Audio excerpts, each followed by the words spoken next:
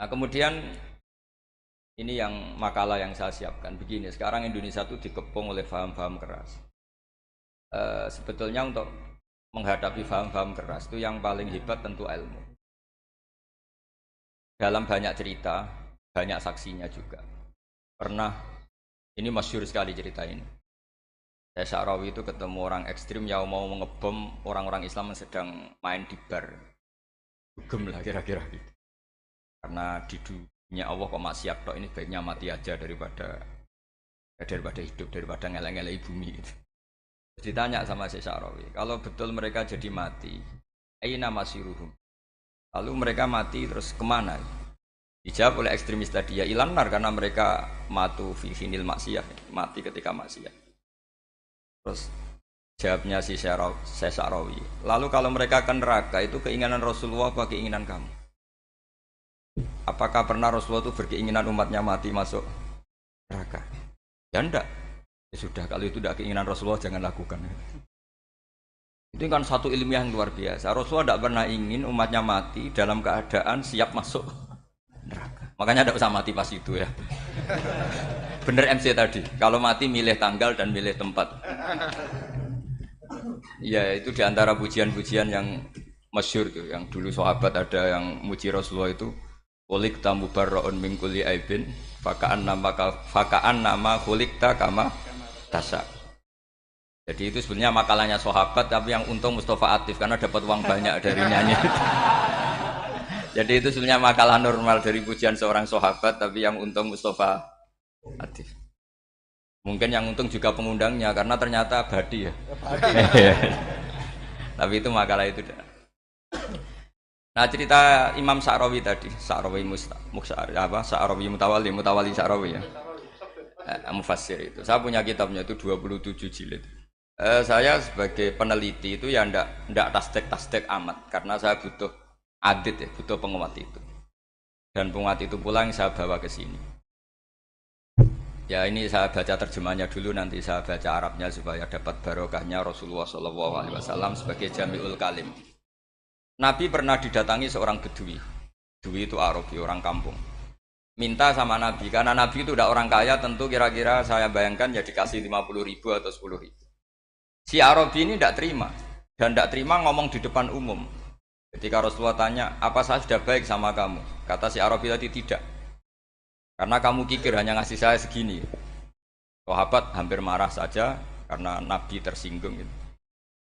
Tapi Nabi lalu mengajak orang itu ke dalam rumah. Kira-kira kalau Indonesia mungkin ditambah 200.000 atau 300.000. Kemudian, apa ini cukup?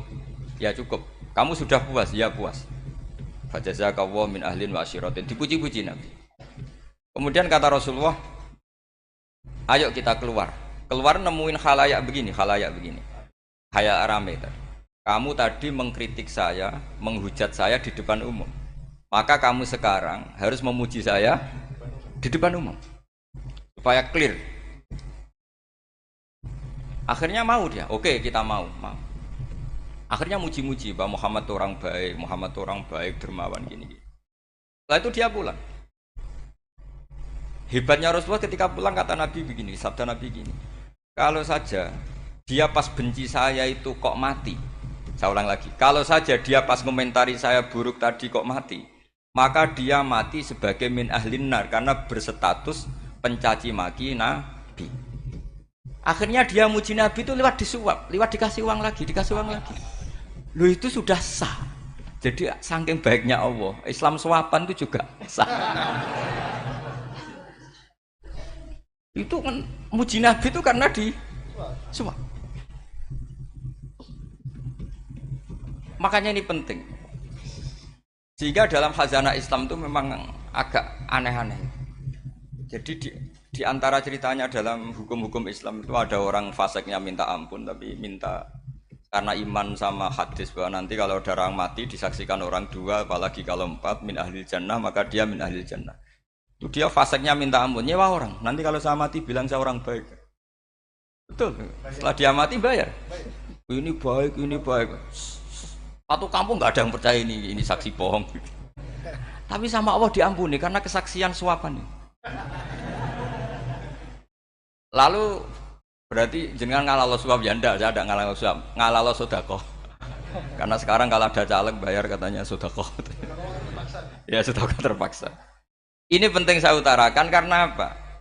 Allah itu menilai itu tidak sama dengan pikiran kita. Makanya kubu sebelah ini terlalu ekstrem. Memaksa Allah berpikiran kayak dia.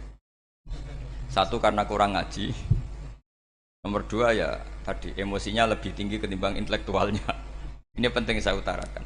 Ternyata orang yang nyuap tadi apa nilainya plus, yaitu dia iman sama dawai Rasulullah Shallallahu Alaihi Wasallam. Kalau yang namanya saksi itu penting, cuma dia mendapat cara itu lewat suap. Tapi kan iman, iman kalau dawai Nabi itu benar, kalau ada saksinya pasti min ahlil jannah. Terus dia nyari saksi harus dibayar ya dibayar.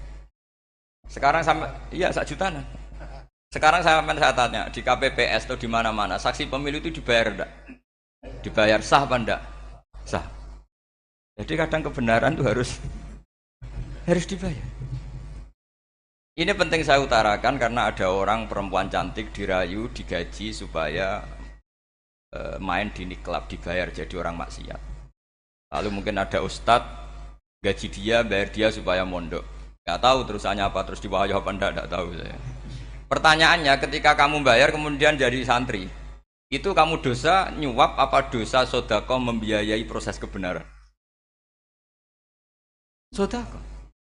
Tapi kalau yang bayar untuk jadi pegawai niklab maka membiayai kemaksiatan. Maka pembiayaan ini penting secara fikih. Arahnya kemana? Ke hak apa ke batil? Jika di Fathul Mu'in diterangkan misalnya ada orang layak jadi pemimpin dan kemudian rivalnya itu orang yang menyesatkan atau calon perusak bangsa, ya maka calon pemimpin yang soleh itu wajib berkompetisi meskipun bibadlil mal. Karena kalau yang mimpin orang fasik, kampung ini rusak. Kalau yang mimpin orang soleh, kalau nggak bayar juga nggak jadi. Maka wajib bayar. Lah yang soleh bayar ini berstatus sedekah, tapi yang batil ini berstatus suap. Kenapa demikian? Karena yang namanya riswah atau ada yang baca ruswah adalah pembayaran untuk mengehakkan barang batil dan membatilkan barang hak. Sementara pembiayaan orang soleh adalah untuk memperkuat hak. Nah orang tuh nggak tahu, yang ngajinya ndak hatam-hatam tuh taunya pokoknya ar-rosi wal murtasi benar. Tapi nggak pernah mikir lalu definisi riswah atau ruswah itu apa? Ini bukan provokasi supaya semua calon bupati gubernur nyuap ndak, hanya nyuruh mereka sodako saja. Jadi kalau nggak jadi, tapi sodako betul ya, kalau nggak jadi ya tetap ikhlas dari awal memang sodako. Lah soal gremeng ya bawaan manusia gitu ya. Ya nggak apa-apa namanya tetap gremeng. Ini penting saya utarakan, makanya menurut saya itu bangga dengan Pak Hamid karena sepupu mbah saya itu karena alimnya. Meskipun banyak orang mensifati beliau wali dan memang wali betul, tapi saya tetap menstatuskan beliau orang alim yang dari kelaziman alim itu beliau wali. Jangan dibalik, wali dulu baru alim. Karena dalam beliau orang Lasem dan kaidah di Lasem itu fakullu alimin waliyullah walaysa kullu waliyillah aliman. Jadi kalau kaidah di daerah Jawa Tengah itu semua orang alim pasti wali, tapi kalau wali tidak mesti alim. Sehingga kalau menstatuskan alim itu keren, kalau di Jawa Tengah status alim itu keren. Dan soal keramat yang kaitannya dengan Mbah Mun itu masyhur itu dulu ketika Mbah Hamid santai-santai sama Pak D. Taifur sama keluarga lah. Beliau mau istirahat, kemudian yang datang Kiai Maimun, Mbah Mun zaman itu masih dipanggil Gus. Topo pur, ada Pak Taifur di situ. Kata Pak D. Taifur, kalau manggil Pak D itu Gus Mun. Dan itu Mbah Hamid ngendikan rojulun alimun, ada Pak Taifur orang lelaki yang alim yang wali. Di beliau muji Mbah Mun juga alimun dulu, rojulun alimun wali. Ini penting saya utarakan karena kesanatan keilmuan beliau jelas dari beberapa keluarga di Lasem. Karena di daerah Fakhriyah itu yang tempat lahirnya Pak Hamid juga lahirnya mbah saya. Itu mbah-mbahnya sudah orang alim, termasuk Kiai Sidik Jember itu juga lahirnya di kawasan pondoknya Pak Hamid Fakhriyah. Dan Kiai Sidik punya anak yang namanya Ahmad Sidik yang jadi apa? Rois Am yang sekarang ada Gus Wirjon macam-macam itu semuanya juga keluarga Lasem. Nah saya cerita keluarga ini penting bukan karena tafakhur atau tabai, bukan, karena Allah itu membuat satu tradisi besar memang lewat dzurriyyah. Sehingga Allah ngendikan misalnya ulaikal ladzina an'ama Allahu 'alaihim minan nabiyyin min dzurriyyati Adam wa mimman hamalna ma'nuh wa min dzurriyyati Ibrahim wa Israila wa mimman hadaina wastabaina. Karena tanpa dzurriyyah itu enggak ada tradisi, enggak ada kultur. Misalnya saya menjadi hafal Quran dulu, bapak saya itu tiap zaman Pak Hamid masih sugeng, yang semaan di sini itu pasti bapak saya, namanya Ki Haji Nur Salim. Kadang diajak baca Quran di kamarnya Ki Hamid. Karena kalau bapak saya itu mantu ponaan sama Pak Hamid. Itu dulu bapak saya memotivasi saya supaya hafal Quran itu gini, hak kowe kudu hafal Quran. Nak kowe rapal Quran, iku kepaten obor. Kok anak merapal luwe duwe alasan. Jadi kalau ada Gus tidak alim itu mesti salah bapaknya. Karena kalau bapaknya bisa baca Wahab, anaknya mau baca primbon tuh malu. Tapi kalau bapaknya sudah bacanya WA, anaknya jadi primbon. Era cucu sudah dukun. Era cucu sudah kayak Dimas Kanjeng, nanti itu pasti. Karena nggak ada rasa malunya. Tapi kalau bapaknya alim, baca Wahab misalnya, juga qanaah, anaknya juga itu figurnya. Cucunya juga gitu figurnya. Makanya disebut dzurriyatam ba'duha min ba'd. Ini penting. Dulu Mbah Mun itu sering ngijazahi saya, itu persis ijazahnya bapak, ijazahnya Mbah Hamid. Kalau punya amplop itu ya dibeda-bedakan, ini amplop dari tamu, ini dari pejabat, ini dari orang fakir. Sehingga penggunaannya juga sesuai itu, tidak serampangan. Karena dianggap amanat, kalau kita salah tasarruf maka menjadi hisab. Kalau sekarang enggak, salah dikumpulkan. Orang desa salam template wadol pitik kuru, wedhus kuru. Ambek guse dikutuku HP seri terbaru, itu kan kasihan ya. Padahal sing salam template itu ibunya kerja di Malaysia. Mungkin gelantungan ngecat tembok di Malaysia. Hasil salam template digugus tuku HP terbaru, itu kan enggak imbang. Nah tuku tasbih kan sumbut. Ini bukan nyindir tapi ngamuk. Jadi ini penting karena semuanya itu ada hisabnya. Walatus alun nayauma idzin anin naim. Karena tradisi ini harus kita teruskan ala qadril istithaq. Karena itu nanti yang mengawal ilmu. Kemudian termasuk tradisi mengakui santri goblok, ini penting. Itu enggak ada santri sebarokah santri goblok. Makanya dulu Mbah Mun, Mbah Hamid, Kiai alim itu kalau sama santri goblok ya tidak benci. Enggak kayak sekarang semua orang bikin sekolah unggulan. Sekolah unggulan itu kritik saya hanya memproduksi orang-orang yang nantinya mendapat. Kalau kamu punya santri hafal Quran, nanti hadiahnya umroh. Langlanya umroh, santri pinter hadiahnya beasiswa. Tapi hubungannya sama negara itu mendapat. Sementara santri yang goblok hidup di pedalaman Kalimantan karena di sana belum ada masjid, bikin masjid. Sebagian hartanya dipakai masjid, sebagian hartanya dipakai bangun masjid. Ini yang goblok pendiri masjid, yang pinter pengajian di masjid dibisaroi uang kas masjid. Artinya gini, ya kalau halalnya halal, tapi kita mbok yo roh hikmahnya orang-orang goblok itu. Supaya kita tetap ngaji, Rabbana ma khalaqta hadza batila. Semua ini ada gunanya. Subhanaka ma khalaqta. Jadi semua ini ada gunanya. Maka bagi santri-santri yang goblok, tolong nanti saya di-Fatihai karena saya ini pembela Anda. Lo yang ngomong biar saya karena saya terkenal santri pinter. Kalau yang ngomong sampean goblok kan nggak ada yang percaya. Oh, padune padha gobloke kan gitu. Yang ngomong harus saya. Saya itu niru Rasulullah Shallallahu Alaihi Wasallam. Nabi itu kalau ada santri serabakat pinter itu diwaris sak surat usung nang mulai pinter. Banyak itu. Balighu anni walau ayah, ada sahabat ngaji hanya diajari idza zulzilatil ardu, sudah kamu pulang, sudah pinter. Karena betul. Sekarang coba diangen-angen, ada santri alim alamah, mungkin bakasnya furu'iyah, gimana hukumnya Jumatan jumlahnya itu 40 kurang atau 40 pas imam. Kemudian ada yang batal satu, hukumnya gimana? Dia mikir furu'iyah. Sementara yang goblok, dia di desa tertinggal gak ada masjid. Piye caranya dia masjid?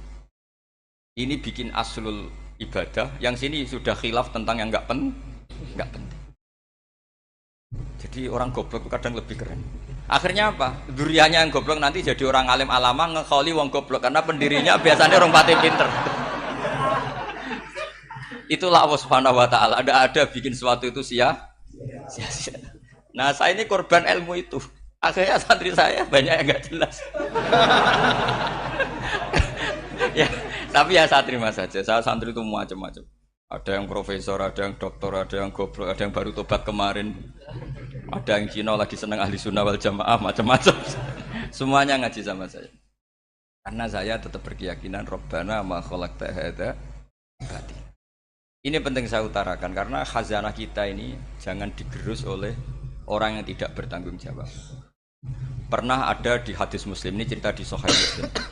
Ada seseorang sedang sujud kemudian diinjek oleh orang fasik. Saya ulang lagi, diinjek. Rokobahnya yang diinjek itu rokobahnya. Lehernya itu diinjek sama orang fasik. Kemudian si yang sujud tadi bersumpah wallahi la yaghfiru wallahu lak. Demi Allah, Allah tidak akan mengampuni kamu. Itu Allah kemudian mewahyukan sama Nabi di zamannya. Wahyunya adalah mangdalladzi yata'alla alayya alla aghfira li fulan. Laqad ghafartu dzunuba wa ahbattu amalak. Siapa yang mencantut namaku dengan menstatuskan saya tidak bisa memberi maaf. Sungguh orang itu saya maafkan dan yang ahli ibadah amalnya tak cabut semua, tak hapus semua. Karena Allah tuh nggak boleh distatuskan sesuai keinginan kita. Kita sedang soleh terus mengatakan orang lain tidak soleh, Allah tidak akan ngampuni. Ngampuni tidak, itu wilayahnya Allah dan Allah yaf'alu ma yasha. Dan Allah berkali-kali memaklumatkan dirinya yaghfiru liman yasha wa yu'adzibu ma yasha. Tapi ini kubu sebelah nyifati Allah hanya wa yu'adzibu, kubu sebelah kan gitu. Tidak pernah kalau Allah disifati yaghfir. Bagaimana Allah gak tersinggung? Allah selalu distatuskan yu'adzib. Kira-kira kalau Allah kan gini, saya ini bisa u'adzib, bisa aghfir, kenapa status saya tinggal yu'adzib? Ini ngaji di mana? Khatam enggak kan gitu. Makanya resikonya ahli sunnah itu masyhur tuh Pak Hamid Pasuruan. Tamu macam-macam diterima. Ketika orang benci Golkar itu ada tamu dari Golkar juga diterima. Ketika orang nggak mau diberi hadiah oleh orang Golkar, Pak Hamid ya diterima. Bilang ke bapak, mengaku lomo wae nur, duit engko ana gunane dhewe. Sing marai rawan hisab itu kan kamu dapat uang nggak jelas kemudian kamu pakai pribadi. Kalau orang-orang soleh kan nggak pernah dipakai, kan aman saja. Loh, dihisab apanya? Wong hanya pralon. Kalau istilahnya Mbah Hamid itu pralon. Datang diberikan orang lagi, datang diberikan lagi. Kalau kena kamu kan hisab. Terus kamu nyate makan wareg glegeken. Wah itu uangnya nggak jelas dipakai nyate glegeken, ya mesti hisab. Kalau nggak jelas ya disedekahkan. Kalau ingin bebas apa? Hisab. Tapi kalau sering sedekah biasanya nggak bebas dari miskin. Tapi kalau kamu wali kan tetap ya Pak Hamid itu masyhur bisa kok. Tapi kan nggak jadi miskin. Kamu nggak terkenal sakok tapi miskin. Ini nggak wali. Ini penting. Jadi kebanyakan orang ekstrim karena mensifati Allah Ta'ala itu hanya dengan status yu'adzib, tidak dengan status yaghfir. Dan itu mereka harus ngaji lagi. Kurang apanya Rasulullah SAW? Nabi sebagai manusia benci sekali sama pembunuh Hamzah karena qatilu ahabbin nasi ila Rasulillah. Itu sama Wahsy. Siapa yang enggak tahu Wahsy? Qatala ahabban nasi ila Rasulillah, itu qatala Hamzah. Dan ketika Nabi nyuwun sewu maksud-maksudno Wahsy, Allah malah nurunkan ayat laisa laka minal amri syai'un aw yatuba alaihim. Ada pilihannya aw yatuba alaihim. Apa yang terjadi? Justru Allah mentobati Wahsy. Memaafkan Wahsy, mentobati Wahsy. Ada sahabat yang dipuji Nabi Hamamatul Masjid, akhirnya su'ul khotimah. Kita tahu ceritanya siapa? Sa'labah. Makanya kata Mbah Mun sering cerita ke saya. Banyak orang darani saya itu tidak jelas, kata Mbah Mun, karena saya sama siapa saja baik, sehingga banyak yang nuduh saya itu tidak jelas. Kata beliau, ulama paling jelas ya saya ini, karena masih orisinil, kata beliau. Tapi pakai bahasa Jawa, karena tadi Mbak Idris bilang ada yang MA ya, Madura asli tadi, makanya saya terpaksa bahasa Indonesia tadi. Kata Mbah Mun, ulama paling jelas ya saya, karena saya menyikapi siapa saja baik. Karena di hati saya hanya membaca laisa laka minal amri syai'un aw yatuba alaihim aw yu'adzibahu. Kenapa kamu vonis si buruk? Bisa saja nanti baik. Yang sedang baik bisa saja nanti bu. Kalau nasib seseorang nggak jelas, kenapa kamu sikapnya jelas? Nah, ini orang-orang nggak ngaji itu memaksa orang lain jelas. Ini kubu sebelah pasti salah, ini pasti benar. Wong manusia kok dipasti-pastikan gimana? Kita ini tidak nabi. Kalau nabi maksum pasti benar. Kalau sampean apa? Maksum bisa. Jadi ketidakjelasan para ulama ini berdasar konstitusi tadi bahwa itu wilayahnya Allah. Ini penting saya utarakan. Jadi penting sekali. Jadi orang yang sedang fasik sekarang bisa saja nanti tobat. Yang sedang sekarang soleh bisa saja nanti masalah. Hingga Rasulullah tetap mengajarkan ya muqallibal qulub tsabbit qalbi ala dinik. Jadi kalau ngaji itu khatam. Khatam itu begini misalnya ya. Saya pernah ngaji Ihya, belajar Ihya khatam. Bahkan saya punya takrirannya berdasar kitab Ithaf, sarahnya Ihya. Kalau ingin tahu sanadnya sarah Ihya, ya misalnya Gus Idris ini, oleh Idris ngaji Mbah Hamid Pasuruan, ngaji Mbah Dimyati. Mbah Dimyati ini ngaji sama kakaknya Kiai Mahfud Termas. Kiai Mahfud ngaji sama abahnya Kiai Abdullah. Kiai Abdullah ngaji sama abahnya Kiai Abdul Manan. Kiai Abdul Manan ini mulazim terhadap Sayyid Murtado Az-Zabidi. Jadi kalau santri Salafiyah ini ya kira-kira topkoh Sabiah. Karena Mbak Idris Sadisa ya kira-kira sampean itu dari pengarang Ithaf itu baru topkoh berapa? Sabiah, masih keren. Turun pitu. Masih kaya lah. Lah kamu kok miskin? Turun ke wolu katanya kan. Jadi nanti kalau kamu masih keren. Itu sampean ngaji kitab kalau khatam. Saya ulang lagi kalau khatam. Itu memang ada bab-bab di mana ulama itu harus tegas, harus tafriq bainal haqqi wa bainal batil. Oke, itu bagus.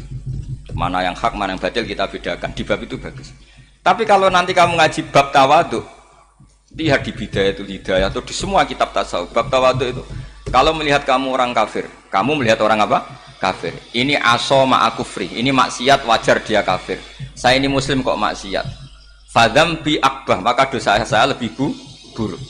Melihat orang tua, mesti hada aksaru ibadatan, ini lebih tua, mesti ibadahnya lebih banyak. Nanti kalau melihat anak kecil, hada azharu minni sinnan, pasti maksiatnya banyak saya. Jika terus evaluasi gitu, sehingga nggak pernah takabur.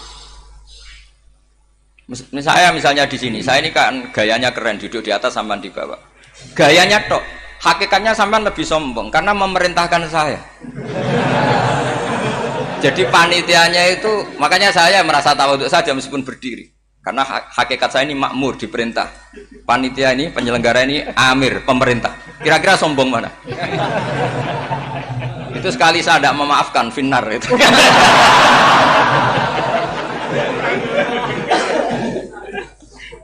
Tapi insya Allah tak maafkan. Iya masih insya Allah. Jadi ini penting. Jadi mbok ya orang-orang yang ekstrim itu mikir keinginan Rasulullah SAW itu umatnya meninggal dalam keadaan baik. Makanya benar tadi, notulen tadi. Kalau doa, kalau ingin mandi itu memang harus ada jadabnya. Tapi yang asli loh ya, jangan gaya-gayanan. Ya asli betul, yang nggak khilaf memang asli. Itu ada seorang wali doa di depan Nabi itu begini, ya Allah saya harus jadi orang soleh. Allah diharuskan itu kan nggak sopan ya. Ya Allah saya ini harus jadi orang soleh. Kenapa? Sekali saya soleh maka surroh habibu, yang senang kekasihmu. Sekali saya fasik maka yang senang musuhmu, yaitu iblis. Tinggal jenengan milih mana, nyenangkan kekasihmu apa nyenangkan musuhmu. Akhirnya dapat aku ya sudah soleh aja, soleh ini kok doa kok neror orang ini. Kira-kira gitu. Jadi ya Allah saya harus jadi orang soleh. Kalau saya jadi orang soleh surroh habibuk, yang seneng kekasihmu. Kalau saya jadi orang fasik yang seneng musuhmu. Sedangkan tinggal milih saja, menyenangkan kekasihmu apa menyenangkan musuhmu. Kira-kira Allah seneng mana?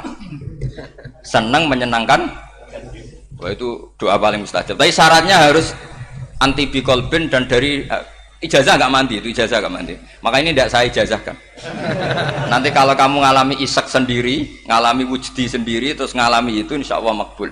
Ini mau gaya-gayanan copy paste, nggak diterima itu. Jadi wali-wali dulu itu kalau berdoa itu sederhana, tapi dari hati yang paling dalam.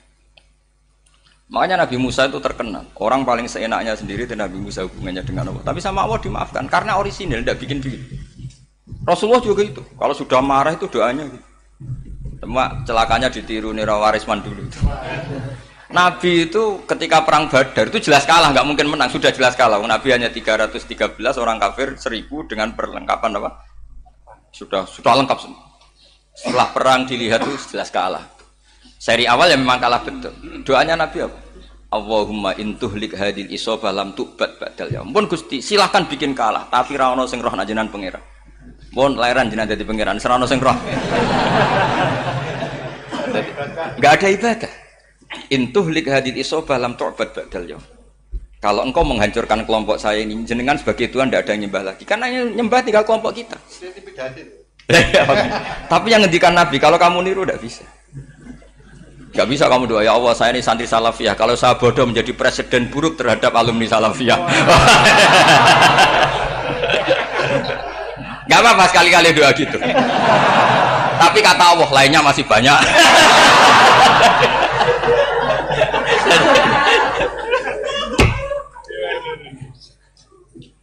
Tapi itu syaratnya tadi harus ada al-wujdi wasima. Jadi makanya Imam Ghazali punya kitab al-wujdi wasima. Karena ada masrob, ada syarab. Jadi wali ngikuti para nabi itu ada masrob, ada syarab. Sehingga perasaannya itu beda. Saya punya sekian contoh. Makanya tadi saya bilang di sini yang cerita nanti tak baca Arabnya ya tabarruk dengan jamil apa kalim. Jadi Nabi menyontohkan gini ya. Hubungannya Nabi dengan umatnya itu kata Rasulullah ibarat orang punya unta atau sapi yang susah, yang sarodat itu berat. Kalau bahasa sini apa begitu? Yang larat ya Pak? Melayu. Terus orang-orang lain ingin membantu, kubu sebelah ingin bantu. Tapi ketika mereka ingin bantu malah unta ini tambah lari karena asing. Semua selain pemiliknya ini kan bagi unta itu asing. Jadi mau dibantu ditangkap tambah lari karena ini orang asing semua. Ngajinya agak jelas, asalnya agak jelas, tapi mau ikut ngurmat Islam ini asing semua. Akhirnya kata Nabi yang punya unta itu tadi datang, kemudian ngambil rumput, terus unta itu dipanggil, kemudian unta itu ngikuti. Kata Nabi, ibarat saya seperti itu. Kalau saya yang memimpin Islam, saya yang merawat umat saya, maka umat akan mudallalah, akan nurut. Tapi kalau yang rumat kalian, malah Islam menjadi kacau. Kenapa menjadi kacau? Karena tadi nyifati Allah saja salah. Orang Islam baik dihukumi kafir hanya karena tahlilan, hanya karena manakiban dihukumi kafir. Sekarang inginnya Nabi orang menjadi muslim apa kafir? Inginnya Nabi orang menjadi muslim apa kafir? Muslim. Lalu gara-gara melakukan perilaku tertentu dihukumi kafir. Iya, ziarah wali songo musyrik, nyekel patok musyrik. Katanya minta sama mayit. Padahal saya andekan jadi mayit itu diziarahi sampean enggak seneng. Enggak senengnya karena ya kadang murid itu ziarahi gurunya ya kurang ajar. Masa gurunya dibilang gini, "Ya Allah, in kana musinan fazid fi ihsani, wa in kana musian fatajawaz anhu." Kata gurunya, "Soleh tenan darani in kana." Makanya saya tidak suka zaman ziarah ke saya. Kecuali doanya ditasihkan dulu ke saya. Makanya enggak boleh ziarah itu pada Nabi, bisa murtad kan? Coba itu baca di depan Nabi, murtad gak? Ya Allah kali ini baik maka gini, kalau buruk masa Nabi baiknya ingkana. Lah orang-orang yang menyerang kita kan itu gak ada zaman sahabat doa seperti itu. Ya mesti gak ada, mana mungkin sahabat baca itu di depan Nabi. Masa Nabi didoain ya Allah kalau dia baik maka fazid, maka kalau dia buruk ya gak mungkin. Lah mereka nyerang kita itu gak ada dalam sejarah sahabat. Ya, sahabat kok nahlili Nabi itu gak nabi. Mau didoain maghfir lahu. Kan ngenyek kanjeng Nabi jadi ngono ighfir lahu. Ya mesti saja sahabat gak akan tahlilan yang kabudut itu Rasulullah. Bahkan diistilahkan kabudut saja salah. Intaqala ila rafiqil ala. Nah kalau sampai harus ditahlili, kalau enggak yang rokok betul. Amalnya pas-pasan, dosanya berkelanjutan. Kondak gimana? Punya tanah warisan yang hasil ngerebut milik orang lain. Kamu sudah mati, dipakai anak cucumu. Ini berkelanjutan enggak dosanya? Berkelanjutan, berseri-seri. Mereka kalau nyerang kita kan sahabat tidak melakukan itu untuk Nabi, ya nggak mungkin lah sahabat mendoakan itu pada Nabi, kan nggak mungkin. Coba kalau kamu jadi mayit, terus kamu gurunya, terus ada murid kamu bilang Allahumma in kana musinan fazid fi ihsani wa in kana musian fatajawaz anhu. Mesti kalau kamu bisa bangun. Ya Allah, cong meyakini saya soleh itu masih ingkana. Kalau guru saya soleh, maka kalau guru saya buruk, maka itu kan taklek namanya, Pak. Itu kan kurang ajar. Loh, saya tidak pernah doa gitu di depan Muhammad Rasulullah, tidak pernah. Saya kalau doakan bangun ya tidak pernah gitu. Allahumma ali darajati fil jannah gitu. Saya nggak pernah, ingkana nggak pernah. Karena andekan itu saya juga sama kok. Cuma kalau ada orang doa di Mbah Mun gitu ya karena orang lain ya tak biarin. Tapi saya tidak bilang amin, ya biarin aja sudah. Tapi kalau santri sarang nggak usah lah doa ya apa? Ingkana. Masa meyakini solehnya gurunya kok nunggu apa? Ini bukan ijazah, ini marah ini. Jadi pelurusan ini. Saya ulang lagi, ngaji itu harus khatam. Pentingnya khatam tadi, kalau di bab tafriq bainal haqqi wa bainal batin, seakan-akan kubu sebelah ini benar karena tegas.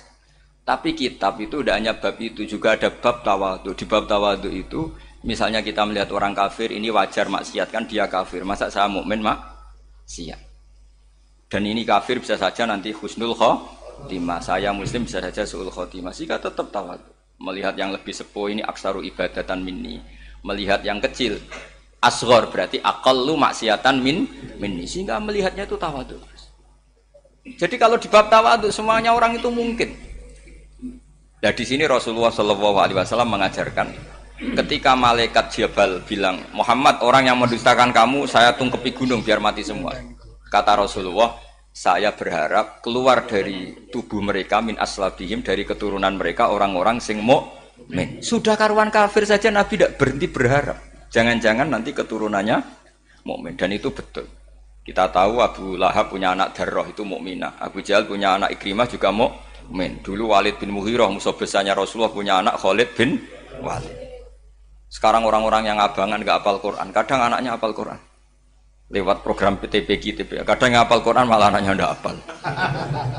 Makanya kalau pas wisuda sampai bingung. Gurunya itu sampai nangis. Kenapa nangis? Ini anaknya orang nggak hafal Quran tapi sudah hafal. Saya gurunya nggak hafal kata. Lah kenapa bisa jadi hafid? Karena guru sewaan kata. Itu banyak sekali. Ini penting saya utarakan supaya ekstremitas itu berkurang. Logika-logika yang dibangun ulama itu ngikuti riwayat. Agama itu ngikuti riwayat, bukan sekedar akal. Saya punya contoh ketika kitab Ihya menutup kitabnya, yaitu Imam Ghazali. Itu ada dua orang ini di akhir kitab Rojak dan dipakai nutup kitab Ihya sebagai rojaknya Imam Ghazali. Ada dua orang min ahli nar dipanggil sama Allah. Ini sekaligus ijazah, kali ini ijazah betul. Yang dipanggil ke surga itu masih muqayyad dan biangkalil jahim, masih muqayyad, masih dibelenggu sama atribut neraka. Terus sama Allah ditanya, piye jong kabarin rokok? Wah syarra makanan Gusti mun rokok jenengan takokno sekarang ra enak. Terus kata Allah, ya sudah kamu kembali ke sana karena kamu memang orang fasik. Itu lari, semangat mau ke neraka. Ini ijazah. Semangat disuruh kembali ke neraka itu semangat lari.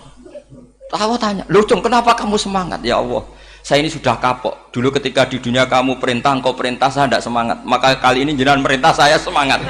Karena saya sudah kapok.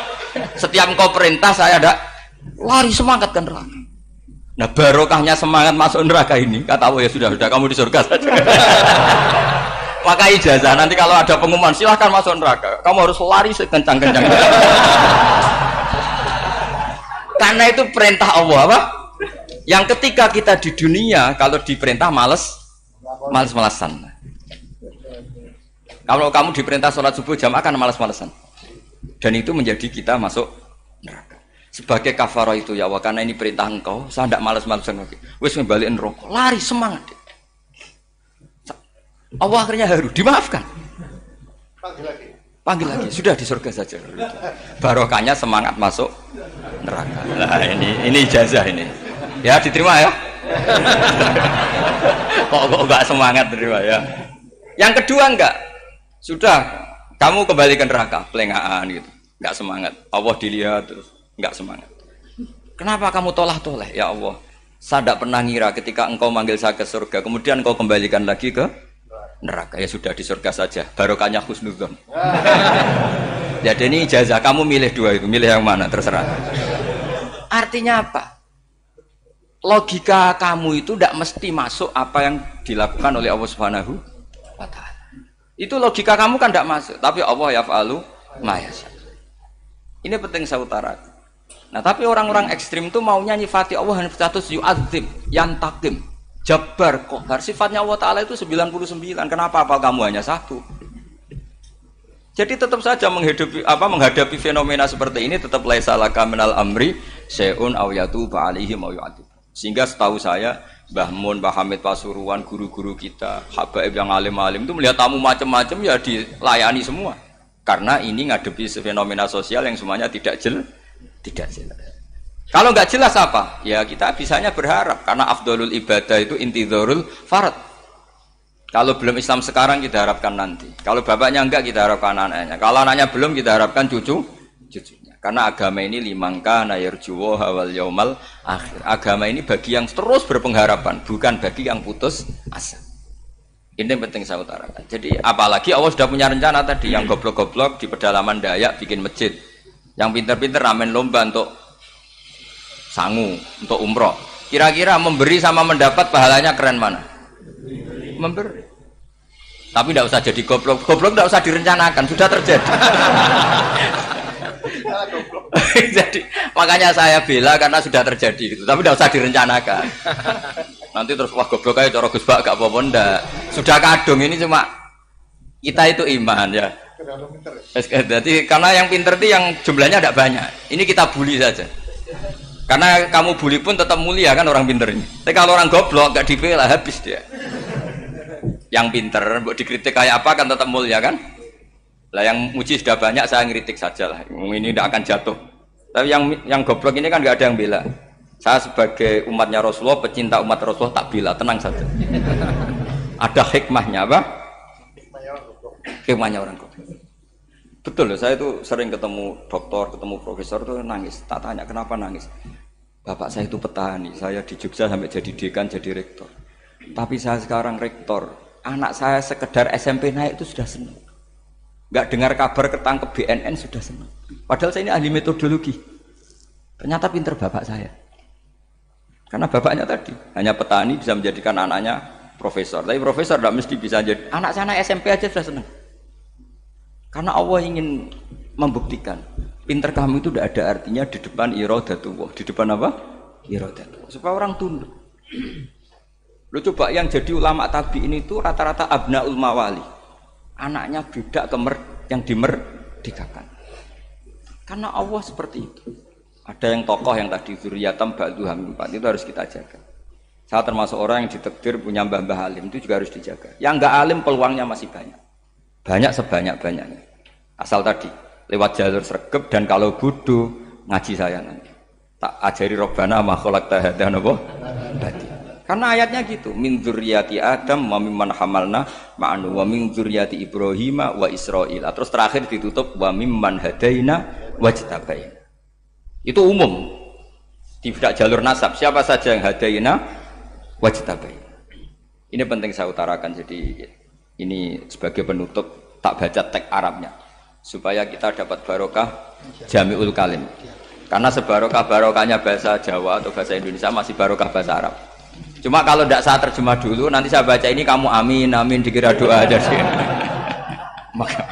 Makanya ini diterangkan dulu, biar gak korban apa? Diamini.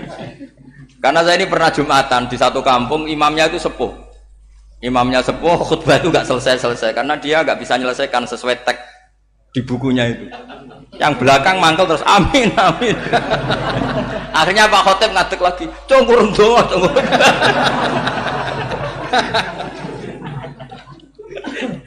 Ya, ini masih teks Arab tapi yang belakang sudah apa? Amin, amin. Ya saya baca. Nah, disimak. Bismillahirrahmanirrahim. Waruwiya anna Arabian ja'ahu yatlubu min husai'an fa'atahu. Sumaqala ahsantu ilaika. Dikasih sesuatu ya tadi saya contohkan misalnya dikasih hanya 10.000. Qala al-arabiyullah wala ajmalta. Kamu ya belum berbuat baik. Faghadibal muslimun wa qamu ilaihi. Orang-orang Islam marah besar karena Nabi dikomentari la ajmalta, kamu tidak orang baik. Fa asyara ilaihim an kuffu. Kata Nabi, jangan kamu pukulin. Kalau di Madura sudah tuntas tuh kena celurit itu kalau. Sumakomak kalau di MA tadi ya, di Madura asli tadi ya. Sudah tuntas. Sumakoma wa dakhala manzilahu. Setelah itu terus arsala ilahi sallallahu alaihi wasallam wa zadahu syai'an. Kemudian Nabi menyuruh dia, ayo masuk rumah terus ditambahi. Faqala ahsantu ilaika qala na'am fajazakallahu min ahlin wa asyiratin khairan. Setelah ditambah banyak sama Nabi, saya sudah baik sama kamu. Wah, baik kalau sekarang baik. Itu mengatakan baik karena ditambah uang loh. Bukan karena dari nuraninya, karena ditambah uang, ditambah duit. Amplopane ditambahin.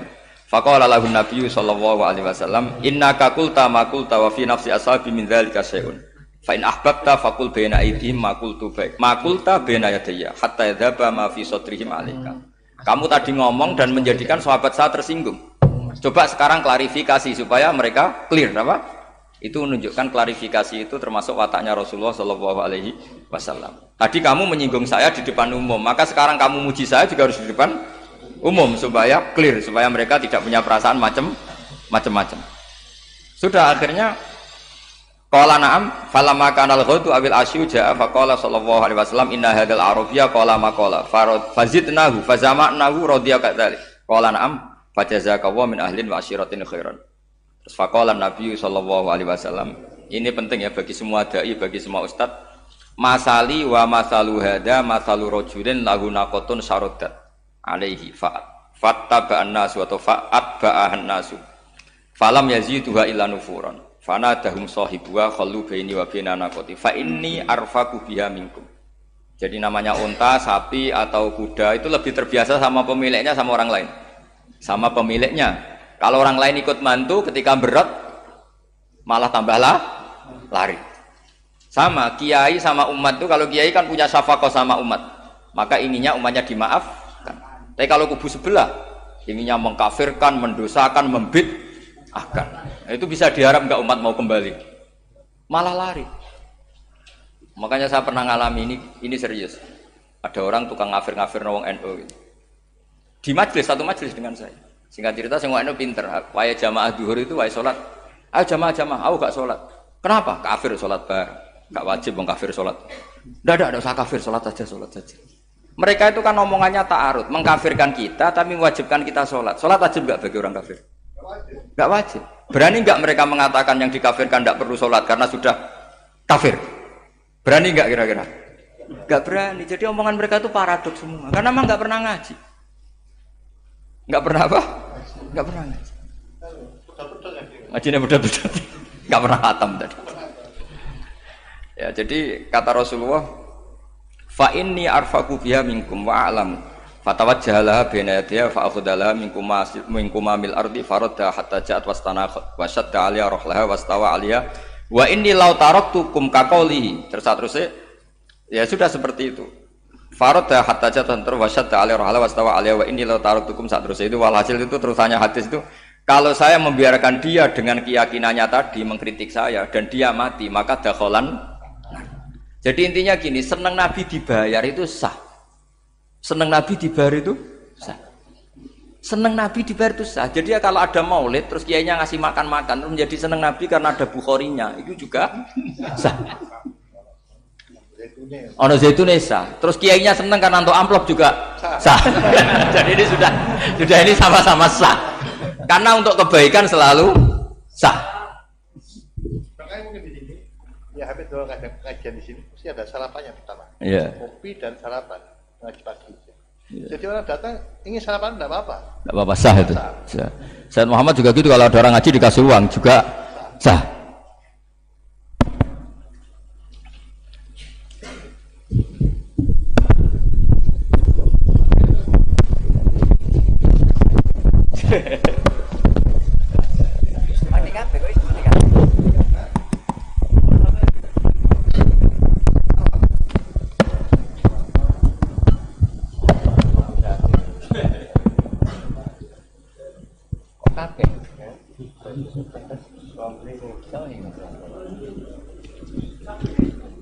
Subhanaka ma khalaqta hadza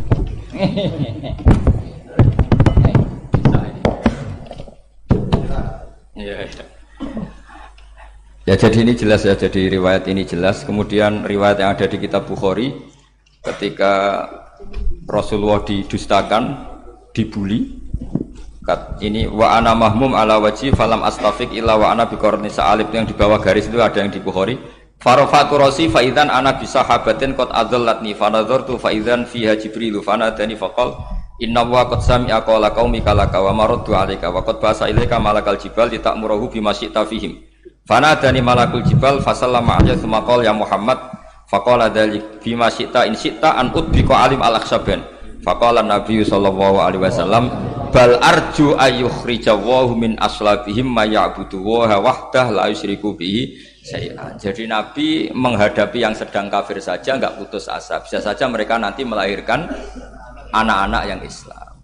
Jadi kalau ada kiai menghina orang kafir itu jangan melihat kiai kok pancanan wong kafir. Yang benar itu kiai yang penuh harapan. Sehingga sama orang kafir saja berharap. Tapi sekarang enggak, kiai pancanan wong kafir, kiai kok pancanan wong fasik. Logikanya dibalik. Kiai nelateni wong kafir nak menawa anak turune masuk Islam. Kiai nelateni wong fasik anak menawa dadi soleh. Logikanya harus seperti itu. Nah soal perang itu beda. Perang kan mereka sudah menstatuskan diri ingin bunuh kita. Tentu kita harus berani untuk mempertahankan diri. Tapi kalau kondisi normal tidak bisa seperti itu. Ini kan kondisi normal. Itu Rasulullah. Ya nggak boleh. Karena tadi. Bahkan kalau saya pernah ngaji ini di Sidogiri pernah cerita Rasulullah jajar Nabi Nuh. Ada seorang wali, pasnya Abu Hasan Asyadili. Siapa Abu Hasan apa? Asyadili. Mimpi ketemu Rasulullah jajar Nabi Nuh. Kemudian Nabi Nuh itu digojlok sama Rasulullah. Kamu pernah maksudkan kaum kamu. Bisa saja fi aslabihim atau fi zuhurihim ada nasamatan sing tu'minu billah. Sekarang misalnya begini ya, ini orang kafir. Di sini tuh ada gen yang ribuan ila yaumil qiyamah. Bisa saja gen-gen yang sekarang masih di zuhurihim, karena kalau apa gen di lelaki diistilahkan fi zuhurihim, ini saja nasamatan tu'min. Nasama yang nanti mukmin. Kalau dia mati kan berarti kamu membunuh calon orang mukmin berikut. Jadi, tapi ya sama. Tapi kalau kamu bilang dibiarkan, bisa saja ini ada nasamah sing calon kafir. Berarti kamu membiarkan kekafiran. Nah di sini hebatnya Allah. Allah bikin Nabi Nuh mewakili istihad potensi kekafiran berlanjut, sehingga beliau bilang wala yalidu illa fajiran kafaro. Paham ya kan? Rabbila tadzar alal ardi minal kafirina dayara innaka intadzarhum yudillu ibadaka wala yalidu illa fajiran kafaro. Logika itu terwakili oleh Nabi Nuh. Logika bisa saja ini ada nasamatan untuk minubillah. Itu terwakili oleh Rasulullah bal arju ayyukhrijawahu min aslabihim may ya'budu waha wa la yusyriku bihi syai'an. Kayak apa untungnya kita jadi umat Rasulullah sallallahu alaihi wasallam. Masalahnya nabimu gak Nabi Nuh, Nabi Muhammad. Jadi kira-kira istiadat kamu ikut Nabi siapa? Kalau main hantam ya ikut Nabi Nuh. Kalau main rojak berharap Nabi Muhammad. Ya sudah, sampean ikut mana tuh? Nabi Muhammad. Ini penting saya utarakan supaya apa-apa itu terukur lewat ilmu. Ya pokoknya istilah kayak Wali Songo yang tercerminkan sampai ke kita kayak Pak Hamid, karena Pak Hamid ini sanadnya secara gen sampai Sunan Bonang, di silsilah itu sampai Sunan Bonang. Saya punya catatan nasabnya Mbah Hamid Pasuruan sampai Sunan Bonang, ditulis Mbah Him itu. Ya, pas 40 harinya Mbah Hamid itu silsilah itu. Saya kira demikian, saya mohon maaf atas semua kesalahan. Wah, baru mulai. Ya Santi Putri itu gak usah mikir besar berat-berat, yang penting nurut suami, itu kata para suami. Tapi kalau suaminya gak layak diikuti ya diberontak saja gitu. Karena gak ada sesuatu yang luar biasa kayak perempuan. Itu kata Sayyidina Umar, pernah dia mau jalan ya, dicegat sama Khawlah itu bintu Salaf. Itu sampai 3 jam. Padahal Umar sudah Amiril Mukminin. Sudah siapa? Amiril Mukminin. Tapi ketika ditanya, kenapa engkau berhenti karena orang tua ini? Kamu tahu orang tua ini siapa? Ini ketika protes itu didengar langit sabtuju. Yaitu yang di ayat qad sami Allahu qaulal lati tujadiluka fi zawjiha wa tastaqi ila Allah. Jadi sing protes wong wedok ora trimo bojone, Kanjeng Nabi diprotes. Ya singkat cerita, Khawlah itu cantik. Memang contohnya harus cantik. Kalau jelek nggak bisa. Khawlah itu cantik sekali. Walhasil dia mungkin khed atau apa, lama mungkin khed. Terus suaminya datang. Aus bin Somit ini datang. Melihat istrinya pas sujud. Di semua teks riwayat fa'ajabatu ajizatuha. Makanya gambarannya harus cantik. Enggak usah diterjemah ya, fa'ajabatu ajizatuha. Singkat cerita Aus itu minta dilayani saat itu juga. Si Khawlah enggak mau karena sedang ibadah. Mbok engko sik Mas kok dalu. Enggak kowe sekarang. Saking mangkelnya karena enggak kesampaian. Ya orang lanang kan gitu, mesti kotor kalau enggak kesampaian. Terus Zuhara min dia melakukan dihar. Anti aliyah ka dhuhri ummi. Dulu dihar dalam hukum jahiliyah adalah tolak. Setelah ditihar, Aus getulnya bukan main karena Khawlah ini cantik. Makanya contohnya ada cantik, karena kalau gak cantik gak getun gitu. Terus kalau gak cantik juga suaminya gak kesusu gitu. Sudah tahu semua pokoknya gitu punya ada. Singkat cerita akhirnya suaminya datang ke Rasulullah. Ya Rasulullah, saya ini sangat mencintai istri saya, tapi tadi saya keterucut dihar dia. Lalu solusinya gimana? Ini karena tambahnya khas perempuan, kata Mbak Idris ya sudah tak turut, ini khas perempuan. Kemenangan partai apa? Perempuan. Tapi tidak PSI, ini kemenangan partai perempuan. Kata Rasulullah, sementara hukumnya begitu. Kalau dihar itu biman zilatit tolak. Ya sudah kamu nggak bisa kumpul lagi sama dia. Istrinya dikasih tahu protes. Apa? Hukum apa-apaan itu? Diparani Rasulullah. Ini hukum tidak benar ya Rasulullah. Ya tapi setahu saya hingga detik ini saya sebagai Nabi hukumnya baru begitu. Enggak benar. Dibantah terus sama Nabi diancam gini. Kalau engkau tidak bisa memutuskan, tak laporkan Allah.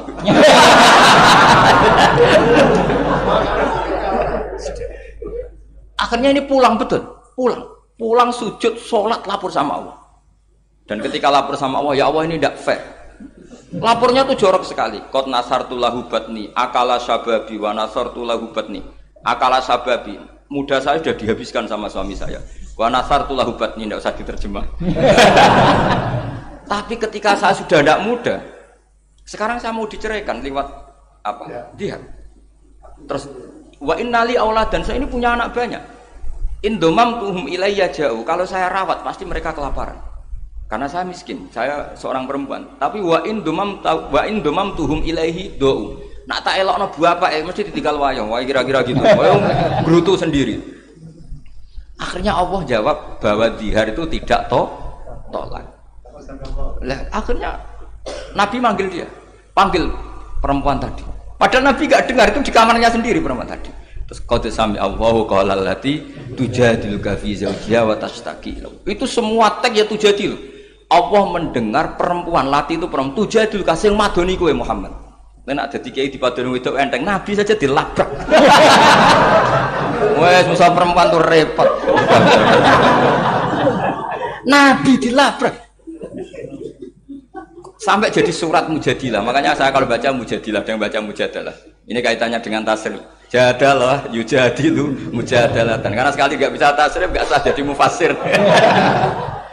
Ya jadi kalau kafaro ya kafiru ya takfiron. Iya. Kira-kira kan gitu. Fa'ala yufa'ilu ya tafilan. Jadalah yujadilu mujadalatan. Jadi kalau mujadalatan itu masdar, karena ini subjek pelaku mujadilah, jadi boleh mujadalah bisigotil masdar, boleh mujadilah dengan sigot isim fa'il. Karena wanita pembantah Nabi itu didengar oleh Allah. Makanya ayasma'uha Rabbul Izzah min fawqi sab'i samawat wa lam yasma'ha Umar. Allah saja mendengar dari langit 7, masa Umar gak mau mendengar? Jadi makanya kalau Umar macam-macam orang nyewa khaulah, kamu yang ngomong. Lagi-lagi dengan assalamualaikum warahmatullahi wabarakatuh.